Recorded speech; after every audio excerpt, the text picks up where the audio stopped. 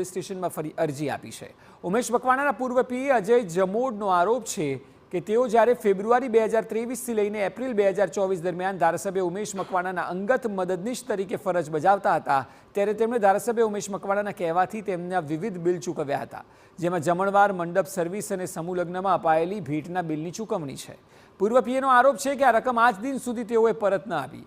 રોકડ અને બિલ ચૂકવણી પેટે 11.5 લાખ અને બાકી પગાર મળી કુલ 13 લાખ જેટલી રકમ ઉમેશ મકવાણા પાસેથી બાકી હોવાનો આરોપ છે। પૂર્વ પીએ બોટાદ પોલીસ સ્ટેશનમાં અરજી આપીને આ અંગે રજૂઆત કરી।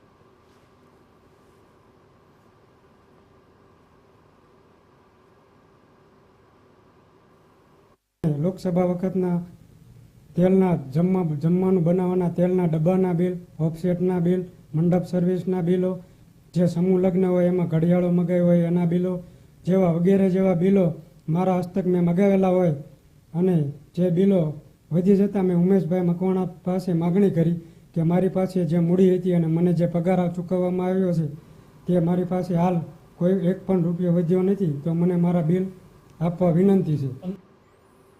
અમદાવાદના શેલામાં ઉછીના પૈસાની લેતી દેતીમાં હુમલો કરવાના મામલે ઘરગાંઠીએ પૈસા ન